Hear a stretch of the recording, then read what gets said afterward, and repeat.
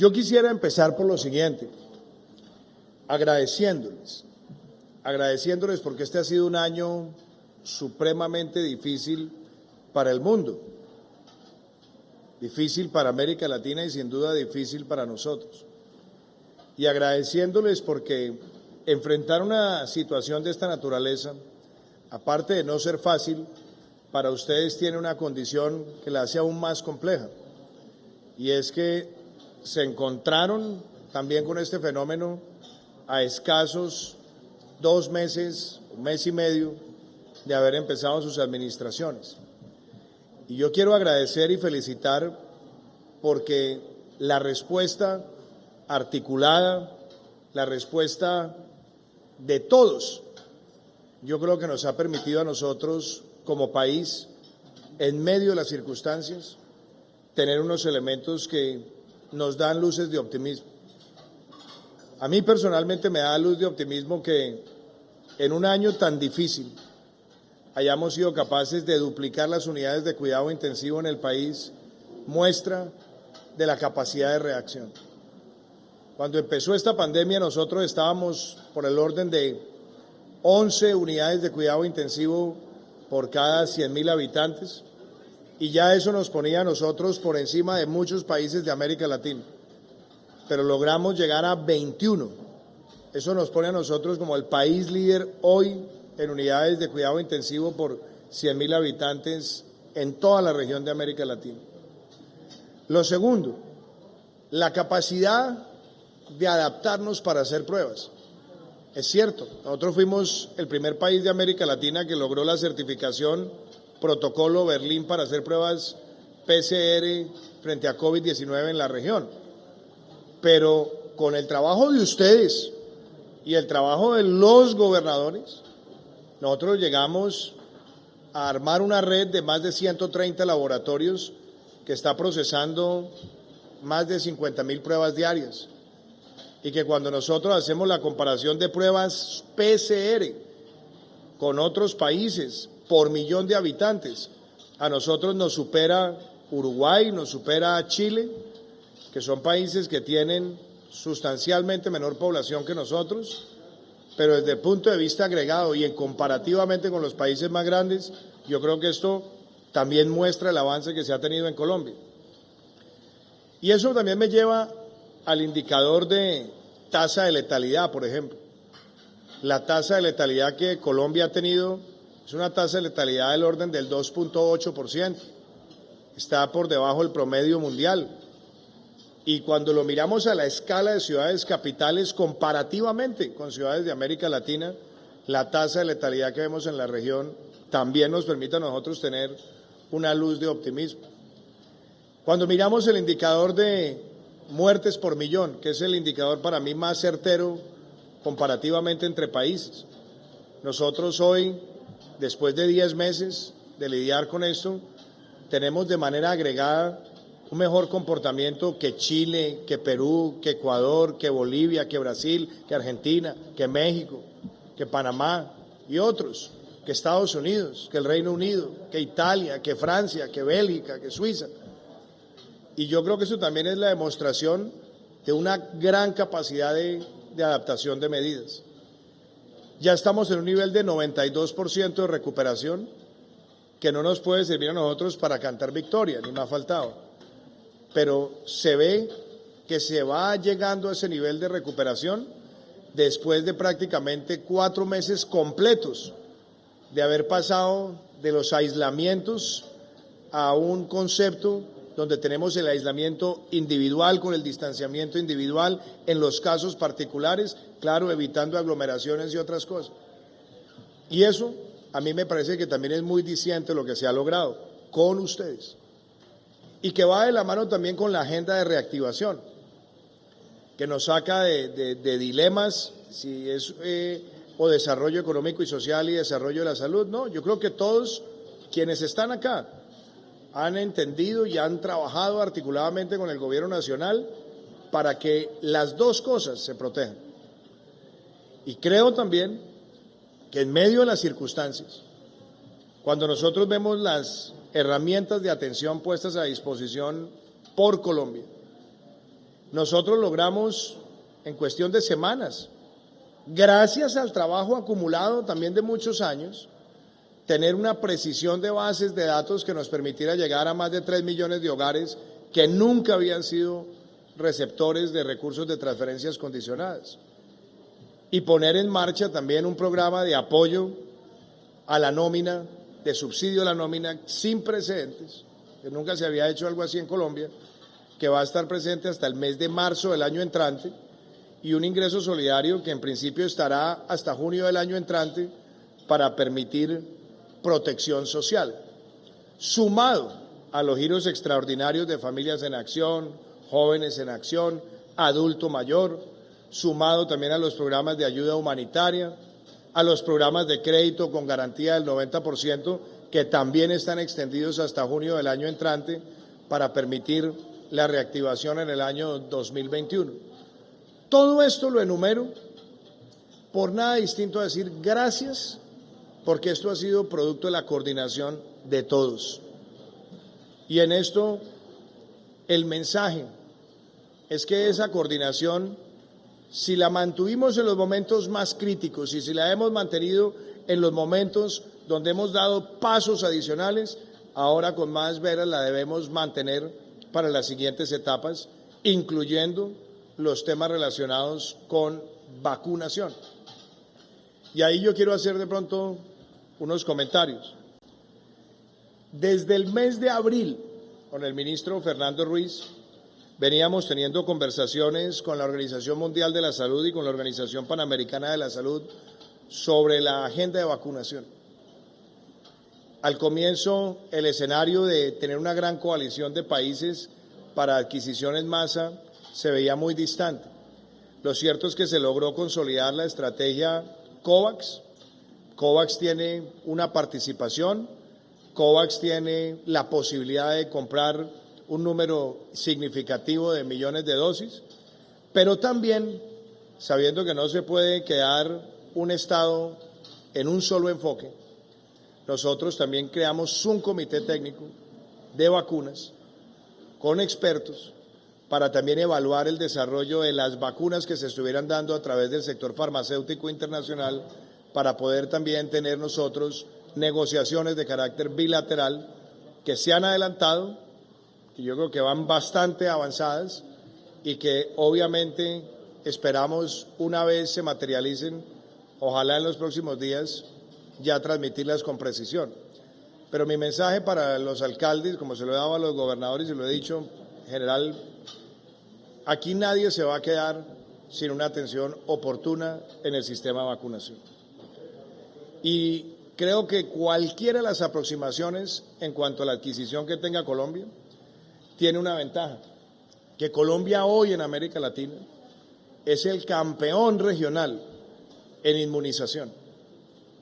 Colombia ha tenido uno de los planes ampliados de inmunización altamente reconocidos por la Organización Panamericana de la Salud y es referente, que de hecho Colombia casi todos los años vacuna alrededor de 9 millones de personas. Ningún otro país de América Latina, ni Brasil, vacuna 9 millones de personas al año. Y esa es una ventaja que ya tenemos y que se tiene a través del sistema y que se tiene a través de la coordinación con las secretarías y que se tiene también a través de las cadenas de frío, de la cadena logística. Entonces, el mensaje que yo quiero darles a ustedes, en esto los avances son grandes y quizás la razón por la cual nosotros no estamos haciendo alarde es porque hasta que no esté cerrada 100% cada negociación, nosotros no la vamos a divulgar, porque obviamente muchas de estas conversaciones se transan a través de acuerdos de confidencialidad, pero lo hemos hecho mirando el panorama mundial y el panorama regional. Y eso yo creo que el mensaje es vacunación y vacunación financiada por parte del Estado, para que ese mensaje sea claro a la ciudadanía, y así lo hemos dicho. Y a mí me parece que la articulación con las ciudades capitales pues es obvia.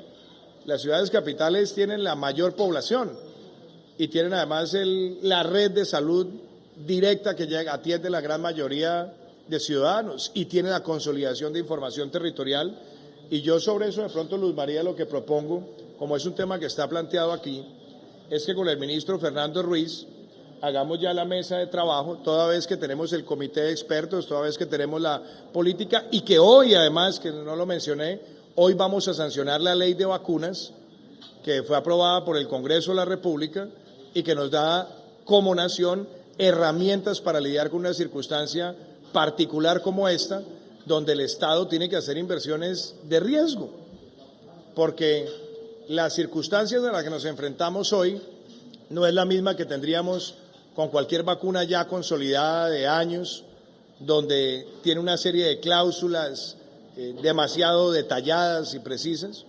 Aquí lo que nosotros tenemos hoy con esta ley es una herramienta para sortear esta situación particular, pero también para consolidar la mejor responsabilidad en la información y la capacidad de atender a la población con más necesidades. Porque ¿qué ha dicho en esto también el Ministerio de Salud? En la medida que se van adquiriendo las vacunas, la priorización de la población objetivo es fundamental. Esencialmente, y ustedes lo han visto en Gran Bretaña, que empezó el programa el día de ayer, la población más vulnerable, mayores de 60 años, es, digámoslo, línea 1. Y si la fuéramos a extender aún más, mayores de 70 años, que en el mundo concentran más del 52% de las personas fallecidas, pues es una población a la cual hay que llegar. Población con comorbilidades y preexistencias severas, población también asociada con el servicio médico, y ya empieza una línea de cobertura descendente para lograr el cubrimiento de toda la población de un país. Hay una discusión en la cual yo comparto mi opinión personal.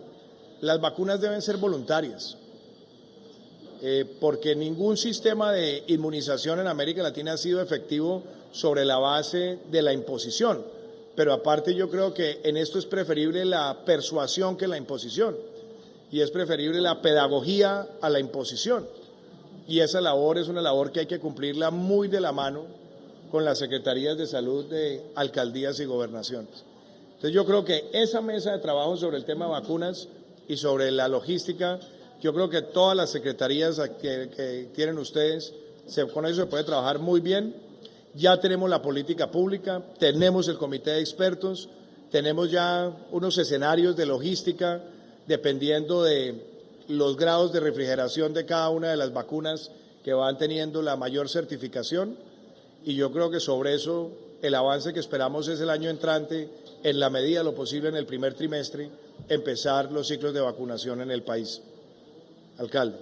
Presidente, precisamente esa es la idea que estamos estableciendo, que nosotros desde ya podamos planificar todas las intervenciones, la focalización, el sitio de almacenamiento, todos los componentes. Sí, yo creo que materializando como la aspiración de Asocapitales, nos vincularíamos a ese comité. Yo creo que hagamos esa mesa de trabajo, porque además esa mesa la vamos a tener que hacer también con gobernadores, y podemos desde ya con el Ministerio de Salud hacerla. Y yo creo que eso nos permite ganarle tiempo también a las próximas semanas. Pero me parece que es uno de los puntos importantes que ustedes plantean acá. Segundo punto que yo quiero tocar, el tema de seguridad. Porque nosotros nos enfrentamos muchas veces a esa palabra que a veces es tan tortuosa para quienes gobernamos, para ustedes y para mí como presidente. Muchas veces le dicen a uno, percepción es realidad. Y usted dice, pero no, mire, las cifras muestran otra cosa. Y en particular en el tema de seguridad, un daño, un detalle, un hurto, un atraco, un homicidio, un homicidio colectivo, cualquiera puede cambiar totalmente la percepción en materia de seguridad. Entonces yo creo que hablando sobre percepción y realidad, mi comentario para ustedes es, por un instante, miremos la parte del vaso medio llena y después miramos la parte medio vacía. En la parte medio llena, yo creo que venimos haciendo un trabajo como sociedad, como país, para reducir el homicidio en Colombia. Y esa es una tendencia que viene de tiempo atrás. El año pasado, cuando empezó enero del 2019, con el general Atiortúa, nos pusimos en la tarea de trabajar para lograr la menor tasa en 40 años. Y estuvimos muy cerquita. El año pasado cerramos con la tercera menor tasa desde el 74. Se nos subió muchísimo, par de días entre octubre, noviembre y diciembre, y eso nos hizo perder ese espacio. Pero este año, nosotros decidimos desde el mes de enero, vamos a seguir enfocados a lograr ese resultado. Y logramos, hoy podemos decirlo con muchísima claridad, con los días que nos faltan del año, que el año 2020 será el año de la menor tasa de homicidios en Colombia desde 1974. Tenemos una tasa proyectada de 23.8 y la tasa que tenía más baja, que era la de 1974, era 24. Entonces yo creo que ese avance es importante y hay que decirlo. Así como es de importante también decir que el país ha logrado, lo logró el año pasado y lo logra este año nuevamente, la menor tasa de secuestro desde 1976. Son avances como sociedad. Y tenemos una cosa que también se la quiero reconocer a todos los alcaldes y alcaldesas, y es que cuando miramos el comportamiento del homicidio urbano y rural, en el homicidio urbano, el comportamiento de este año muestra una reducción casi del 10% frente al año anterior. Y eso también se debe a que hay coordinación, a que hay trabajo, a que hay seguimiento. Alguien dirá, claro, es que hubo pandemia y estuvimos unos meses restringidos. Tal vez. Pero inclusive comparado con el año pasado, en los momentos más críticos se ve un avance. Y cuando miramos la descomposición de delitos, en lo que va corrido este año, tenemos una reducción de las lesiones personales a nivel nacional del orden del 31%. Tenemos una reducción del hurto de automotores del orden del 16%. Tenemos una reducción del hurto de establecimientos de comercio del orden del 30%. Hurto de celulares tiene una reducción del 22%. Y el hurto de personas agregado está en 33% de reducción. Eso es lo que está en materia de la construcción diaria de la seguridad. Pero ahora hay que microfocalizar, y ahí tenemos realidades particulares en distintas ciudades, empezando porque tenemos divergencias en la densidad de fuerza pública por ciudadano. Tenemos ciudades que cumplen el óptimo de las ciudades grandes, de tener una fuerza cercana a un policía por cada 240 personas. Tenemos ciudades que tienen un policía por cada 160, pero desde el punto de vista agregado de la fuerza, tenemos que reconocer todos que necesitamos más pie de fuerza. ¿Por qué hay que reconocerlo? Y aquí está el general Atiortúa. En septiembre del año 2018, octubre, salió el fallo que permitía la jubilación anticipada en la fuerza pública. Y se fueron miles de policías. Y se fueron porque ya tenían sus años de servicio, porque tenían el derecho a la pensión. Y la proporción entre los que se van y volver a reclutar esa misma fuerza no es algo que pasa automático. Inclusive con los filtros que tiene la fuerza pública y que tiene la Policía Nacional, ahí también tenemos retos. Y es identificar masivamente y tener la capacidad de tener ese personal con todas las capacidades que quisiéramos para que sean policías efectivos y virtuosos al servicio de la ciudadanía. Pero también en el filtro, el número de personal también a nosotros nos sigue imponiendo un reto. Y yo lo que quiero decir a los alcaldes es, el compromiso nuestro de seguir aumentando ese pie de fuerza es todo. Y lo vamos a hacer. Y de hecho uno de los incentivos que vamos a presentar al Congreso es la ley del agente de policía para tener el incentivo de retener, de mantener en la institución un mayor número de personas y no quedarnos siempre expuestos a los que llaman filtros de ascenso dentro de la misma condición de agente, donde termina siendo un concurso muy amplio y una pequeña minoría la que sale. Aquí con eso tendremos un tratamiento estatutario mucho más grande y que le dé más incentivos donde se pueda mejorar el salario sin estar compitiendo por cupos limitados de ascenso. Y eso es una muy buena práctica internacional que yo creo que nos permite a nosotros también atraer nuevas personas a la institución policial y que puedan pasar por esos filtros. Ahí yo creo que puedo dejarlo, obviamente cada ciudad tiene particularidades, tenemos retos y por eso estamos haciendo los consejos de seguridad en el territorio. Con muchos de ustedes nos hemos reunido, con muchos de ustedes hemos trabajado temas particulares de criminalidad organizada, de bandas de microtráfico, etcétera, etcétera. Pero yo creo que también mi invitación es que así como lo hicimos en el plan de desarrollo, con Asecapitales tengamos una mesa de trabajo permanente sobre los temas de seguridad. Y yo creo que también hay experiencias cruzadas que están al interior de mismos Asecapitales que sirven. Yo, por ejemplo, creo que hay intervenciones que se han venido haciendo. Ayer contábamos que vamos a cerrar el año, o por lo menos a la fecha, tenemos 347 municipios en Colombia que no tienen un solo homicidio en el año. Y eso es una buena cifra, que aumenta con respecto al año pasado y con respecto al antepasado. Y yo, por ejemplo, me he encontrado con cosas interesantísimas. Hay 152 municipios de Colombia que no han tenido un solo homicidio en los últimos 10 años. Y hay cerca de 50 municipios de Colombia en su casco urbano que no han tenido un solo homicidio en los últimos 17 años. Y hay muchas cosas de trabajo ahí pedagógico que nos sirven a nosotros también como insumo.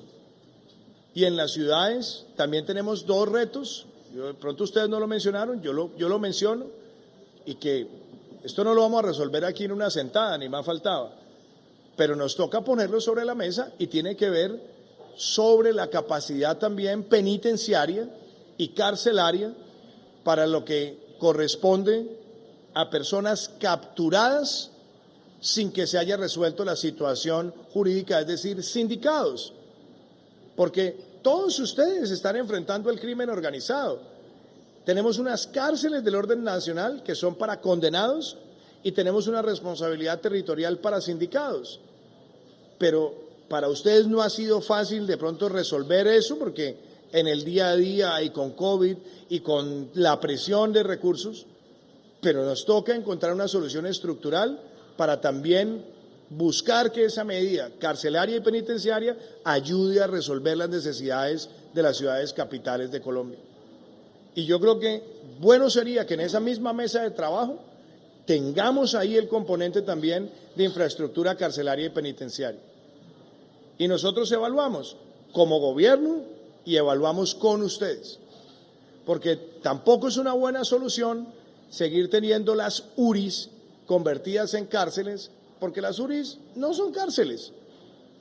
Y en la medida que tenemos mayor hacinamiento en las URIs, estamos teniendo una situación también de mayores riesgos de seguridad. Pero esto necesita soluciones estructurales y por eso me parece importante que ese tema también quede incluido en esa mesa de trabajo. Ahora, en los temas financieros, yo he tenido toda la apertura, siempre, para que nosotros fortalezcamos las finanzas territoriales, porque también, y no es solamente que el gobierno asigna, ¿no? Es que las mismas decisiones de la justicia en los últimos años también le asignan cada vez más responsabilidades a los entes territoriales, pero no necesariamente la asignación de la responsabilidad va acompañada con la asignación del recurso, o hay una especie de descalce. Eso es una realidad. Y a mí me parece que tener una discusión sobre el sistema fiscal territorial es más que necesaria. A mí me parece también que la discusión sobre las regulaciones verdes que traigan consigo recursos para atender las necesidades, bienvenido, y de hecho con el Ministerio de Hacienda hemos estado trabajando un proyecto que lo hemos llamado de crecimiento limpio. Con algunas ciudades hemos tenido conversaciones y me parece importante que con el equipo de Hacienda tengamos también esa conversación con Asocapitales, porque la meta que nosotros nos hemos trazado como nación de reducir las emisiones de carbono en un 51% para el 2030, yo sé que es ambiciosa, pero si en algo tenemos que ser ambiciosos es en proteger el ecosistema en el que nos movemos, el entorno en el que nos movemos, y creo que tenemos las herramientas para lograrlo. Si nosotros logramos tener recursos que les sirvan también a ustedes para acelerar la sustitución del parque automotor, tanto el de transporte masivo como el de transporte individual, esa es una conversación que podemos también tener en ese marco. Si nosotros tenemos que avanzar en los temas de calidad del aire y por lo tanto también tenemos que poner sobre la mesa cuáles son los mayores factores contaminantes, bienvenida también a esa discusión. Y yo creo que frente a uno de los temas que ustedes planteaban, yo creo que el enfoque de lo que queremos con la ley de crecimiento limpio que presentaríamos el año entrante es importante, y ahí puede tener un gran insumo tanto de los gobernadores como de los alcaldes de Colombia. Y abramos esa conversación. Yo le pido a Juan Alberto Londoño, al equipo del Ministerio de Hacienda, que una vez nosotros la tengamos ya por lo menos definida, consensuada a nivel de gobierno, la podamos también compartir con ustedes y tener ese insumo, como lo hicimos con el Plan de Desarrollo Luz María, que creo que fue un buen ejercicio con Asocapitales. En los temas de endeudamiento, ahí la conversación que hemos tenido yo creo que también ha sido bastante proactiva. Ustedes dicen, necesitamos para enfrentar la coyuntura un poco más de cupo. Bueno, esa es una discusión, no es para nada insensata, todo lo contrario.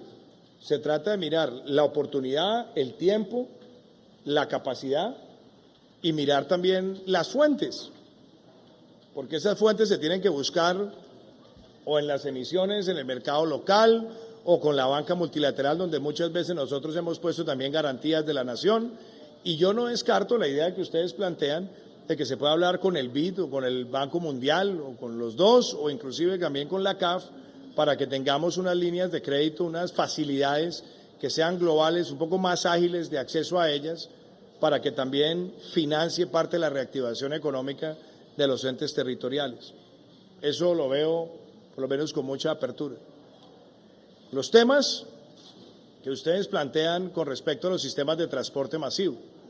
De hecho, con la ministra Ángela Orozco se habilitó esa línea, buscamos el canal de crédito y sabemos primero que ya teníamos algunos sistemas de transporte masivo que venían afectados, porque la forma en la que se construyeron por sus antecesores y sus antecesores y sus antecesores, y esto no es endilgándoles nada, el modelo de pasajero hora, el modelo de movilidad no necesariamente correspondió a una sociedad que se movió o más rápido hacia la moto, o nunca se diseñaron las rutas de mayor afluencia y tenían unos rezagos en el flujo de caja que se agravan aún más por la situación de la pandemia.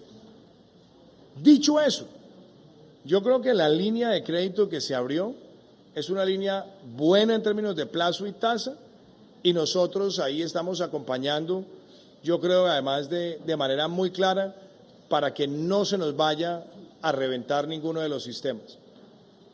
Y también creo que pensando hacia el futuro, necesitamos garantizar inversiones de mayor plazo y mejor tasa para ese tipo de proyectos. Y, alcalde Hurtado, usted sabe que estamos ya pronto a sacar el COMPES y el CONFINS para el sistema de transporte masivo de la ciudad de Ibagué, que ya afortunadamente, aprendiendo de todas las lecciones que hemos visto en el país, el trazado que se tiene, yo creo que está bastante alineado con que tengamos los ingresos financieros, el flujo de caja para la operación.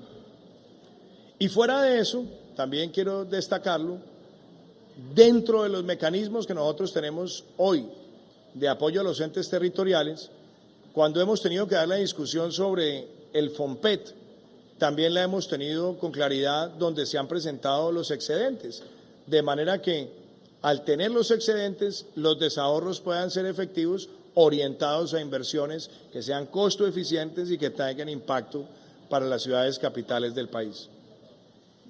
Y ustedes hacían, por ejemplo, también mención a algunos de los temas tributarios, de discusiones tributarias.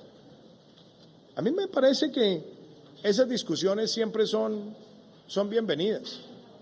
Yo puedo tener opiniones, ustedes pueden tener opiniones personales, pero a mí sí me gustaría que Asocapitales de pronto hiciera una propuesta concreta lo más pronto posible sobre cuáles serían esas ideas que hay a nivel territorial, porque esa es una discusión que desde cuando yo trabajaba en el Ministerio de Hacienda la estábamos discutiendo, y eso hace 20 años. Y estábamos de cómo y estábamos, sí, yo tenía el pelo negro. Usted sí sigue igualita, Luzma, no le pasan los años. Entonces, pero en esa época teníamos la discusión de cómo hacer una buena reforma fiscal territorial. Y si ustedes tienen un insumo para eso, bienvenida a la discusión. Bienvenida a la discusión. La tenemos al más alto nivel. Y aquí hacían ustedes también algunas anotaciones puntuales. Alternancia. Vean, yo también en esto les quiero decir a los alcaldes. Hoy nosotros estamos ya discutiendo alternancia con mayor naturalidad, espontaneidad. Con María Victoria nos hemos encontrado con presidentes y ministros de educación de países que sencillamente apagaron el sistema. Llévense los niños a las casas y nos vemos en 3 meses. Nos vemos en 5 meses y yo creo que también si miramos nosotros hacia atrás lo que ha pasado en estos 10 meses, aquí nosotros tuvimos que tomar una decisión de decir a los niños, salgan del colegio. Y con todos ustedes se logró establecer un sistema, sí, con imperfecciones, pero se logró establecer un sistema para que la educación tuviera continuidad en el hogar, para que llegara la alimentación al hogar, para que tuviéramos un sistema de evaluación. Y la prueba de ello es que 2 promociones se graduaron en medio de la pandemia, se mantuvo un ciclo de evaluación, se mantuvo un ciclo de formación, y eso también muestra la capacidad que tiene el país para adaptarse. Ahora, en el tema de alternancia, esto no es un asunto que salió de la manga de nadie. Mirando las mejores prácticas, mirando el manejo de la pandemia en contagios y en otra serie de fenómenos, y claramente viendo lo que está pasando en otros países, los que están más avanzados en el sistema educativo, lo vemos hoy, donde han hecho jornadas masivas, cuasi prepandemia en materia de educación, se han visto unos comportamientos de la pandemia que son distintos y que no son positivos. Y los que han optado por el mecanismo de alternancia, no es que no tengan contagios, pero tienen un mejor sistema de control.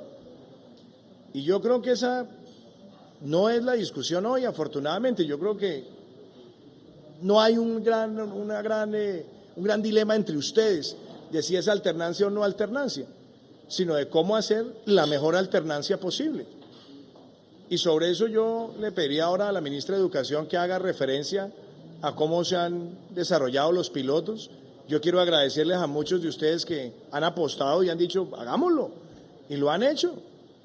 Y yo creo que con buenos resultados a la fecha. Ahora lo que nos toca garantizar, y ustedes lo dicen bien, bueno, ¿qué costos adicionales trae esto? ¿Qué complejidades adicionales trae el modelo de alternancia? Y también, ¿qué tipo de herramientas vamos a tener en el marco de la alternancia también para no perder la atención psicosocial, psicomotriz, psicoafectiva de los estudiantes y al mismo tiempo mantener el mayor nivel de competencia?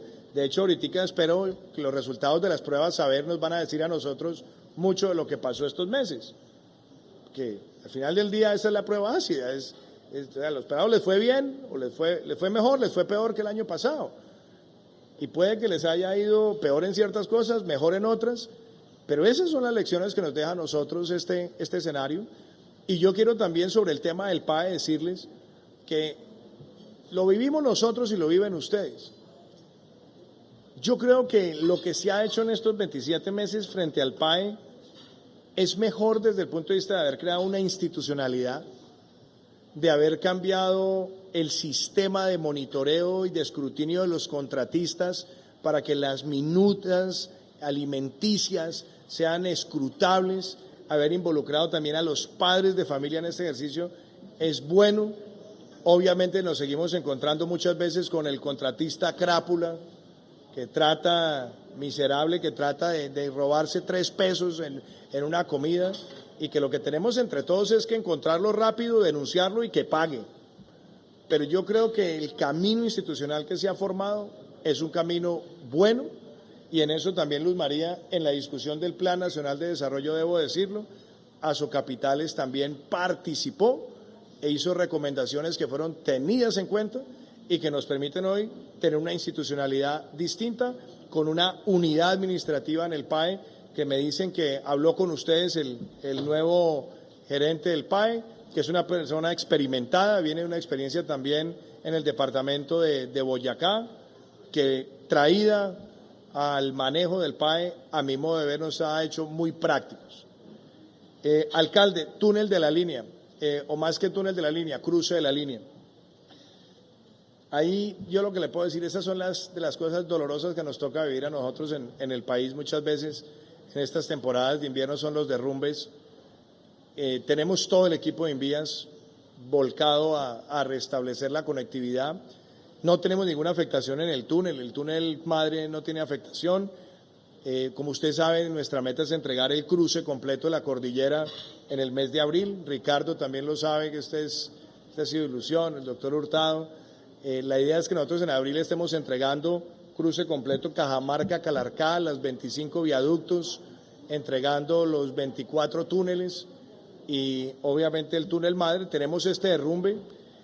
Lo que nos dice el Invías, por la información que tenemos a hoy, es que restablecer esto puede tomar cerca de 60 días.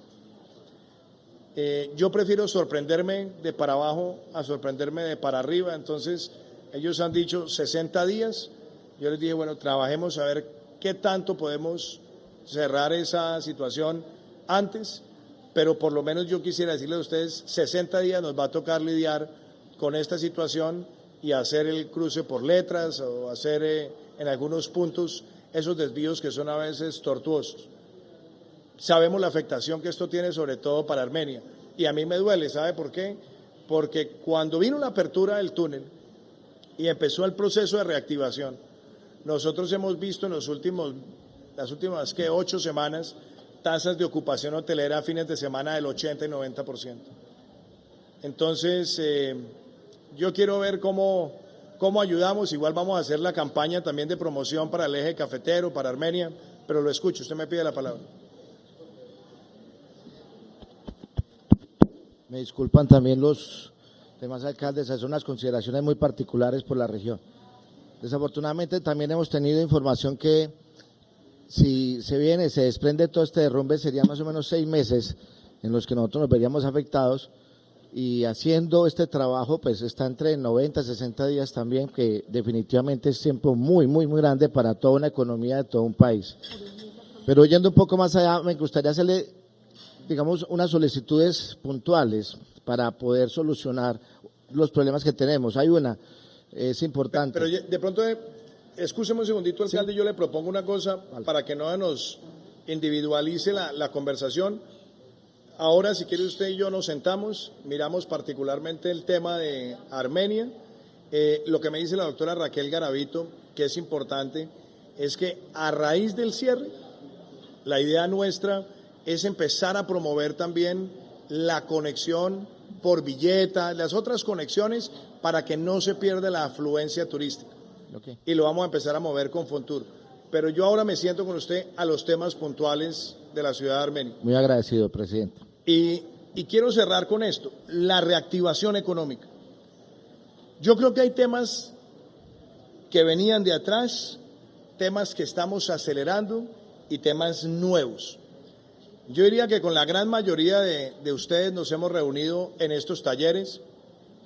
Con Jaime empezamos el primero en Barranquilla ya hace casi 2 meses. En Barranquilla tenemos una agenda muy clara también de proyectos. Con Juan Carlos estuvimos también en Bucaramanga, estuvimos también en días pasados con el alcalde de Pasto, con el alcalde de Popayán, estuvimos también en Córdoba. Hemos estado ya haciendo 14 ejercicios, hoy tenemos también el del Tolima, y ahí hay una serie de proyectos, unos que estaban en el Plan Plurianual de Inversiones, que van a acelerarse para que sean dinamizadores de la reactivación, y otros nuevos que hemos incluido en el Compromiso por Colombia. Y a mí me da tranquilidad que el presupuesto de inversión que tenemos el año entrante, que es el más grande que ha tenido Colombia, y con el aumento más grande, porque aumentó 30%, donde no tendremos ningún congelamiento, ahí tenemos una inyección muy grande de recursos. Y yo veo, por ejemplo, solamente pienso ahora en Bogotá, alcaldesa, arrancando el metro, solamente el arranque del metro, eso le trae a la ciudad una inyección tremenda de inversión. Regiotran de Occidente, que lo hemos venido trabajando también con el gobernador Nicolás García, es otro ejemplo de un proyecto que está listo para empezar. Yo espero también ya culminar el proceso de licitatorio del nuevo ciclo de Accesos Norte y también Diálogo Sur, más el proyecto CAN, es decir, ahí estamos hablando de inversión pura y dura en la ciudad. Cuando nosotros hablamos de Ibagué, si nosotros sacamos la licitación en el primer semestre del año entrante, el sistema de transporte masivo, debemos tener bulldozer en el segundo semestre, y ese es un proyecto que le cambia a esta ciudad su ritmo. Y yo creo que puedo ir uno por uno con cada uno de los alcaldes y nos vamos a encontrar con esos proyectos que son detonantes. Y tenemos un reto, el reto que ustedes dicen, pequeña, micro, pequeña y mediana, mi pyme.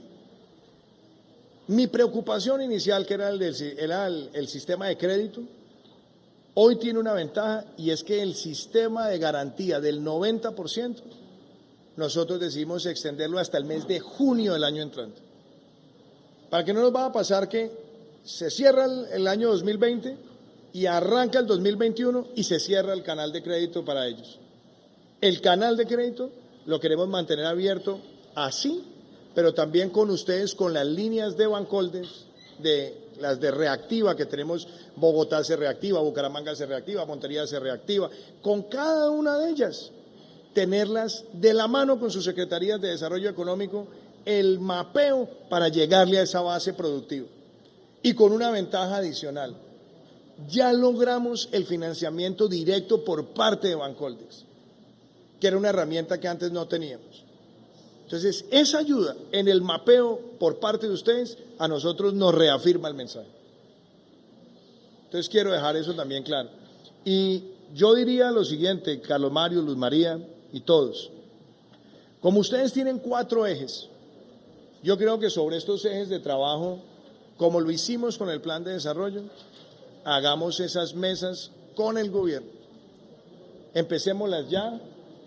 Ponemos el equipo técnico del gobierno a trabajar con ustedes y que de aquí salgamos con una hoja de ruta que nos apuntale este año 2021 desde el comienzo del año. Habrá unos temas que seguramente requerirán cambios normativos y ahí, pues obviamente la idea es ver cuáles son, cómo se pueden manejar con el Congreso de la República. Habrá unos en los que tendremos 100% de acuerdo y de pronto algunos donde tendremos desacuerdo. Pero yo con esas mesas de trabajo creo que nosotros podemos salir con cosas muy concretas y que les permitan a ustedes también que el año 2021 sea un año exitoso para ustedes. Y yo voy a cerrar con el siguiente mensaje. A mí nunca me ha importado el debate político en lo que tiene que ver con el relacionamiento con alcaldes y gobernadores. Yo vine a Socapitales la primera vez en el 2018. Después vine como presidente en ejercicio. En el 2019 participé en todos los encuentros, estuvimos en Pasto, recuerdo esa reunión tan importante. Y desde que ustedes asumieron el cargo, esta es la primera cumbre en la que estamos, digámoslo, cumbre formal de Azocapitales, habíamos tenido encuentros con ustedes. Pero mi mensaje es, mi único interés, y el único interés de este gobierno, es que a ustedes les vaya bien y que nosotros concretemos proyectos. Muchas veces el problema que tenemos con los alcaldes y con gobernadores es que tenemos muy buenas ideas, pero no necesariamente los proyectos. Ustedes ya tienen hoy muchos proyectos. Cada uno de ustedes tiene proyectos en el Fonsecón. Con el alcalde Juan Carlos López estuvimos hace poquito en Popayán. El año entrante vamos a estar entregando el nuevo terminal del aeropuerto Guillermo Valencia. Estamos trabajando la vía de los próceres. Estaremos sacando a licitación el año entrante Pasto-Popayán, que es una vía de quinta generación que también trae una inversión tremenda, y estamos ya desentrabando Santander de Quilichao-Popayán, por solo mencionar cosas que se han trabajado en estos espacios. Mi único interés es que la agenda de desarrollo de este país se acelere al máximo con sus planes y con los planes nuestros en el año 2021. Es la única manera que logramos que el año 2021 sea un renacer frente a este año tan difícil que hemos tenido. Y que de la mano con la agenda de vacunación, ojalá nosotros pudiéramos decir que en el año 2021 esta página la podemos pasar. Todavía es muy prematuro decir, aún con la vacuna, como lo ha hecho la OMS. Y por eso prefiero que lo digamos así, porque nosotros tenemos que manejar las expectativas. La OMS ha dicho, muy bien la vacuna, avanza muy bien, luz al final del túnel, pero ojo que no es una sola tanda de vacunación la que nos resuelve el asunto. Entonces, eso quiere decir que nos toca seguir manejando una pedagogía ciudadana de responsabilidad. Yo hablé la semana pasada con la canciller Angela Merkel, una conversación muy interesante y muy enriquecedora, y ella, que es una mujer con una gran claridad conceptual, está teniendo que lidiar con el cansancio de la cultura ciudadana frente al distanciamiento y el tapabocas y todo lo demás. Y yo debo decir una cosa, con todas las circunstancias que tengamos como sociedad, lo hemos hecho, hemos visto a la ciudadanía comprometida. Sí, unos más, unos menos, unos a veces se relajan, pero en líneas generales hemos visto una ciudadanía que se pone su tapabocas, que trata de ser consciente, y eso se debe también al trabajo con ustedes. Entonces, apreciados alcaldes, aquí estamos es para sacar esto adelante y sacarlo bien. Yo no tengo rencillas políticas de ninguna naturaleza, ni ideológicas de ninguna naturaleza.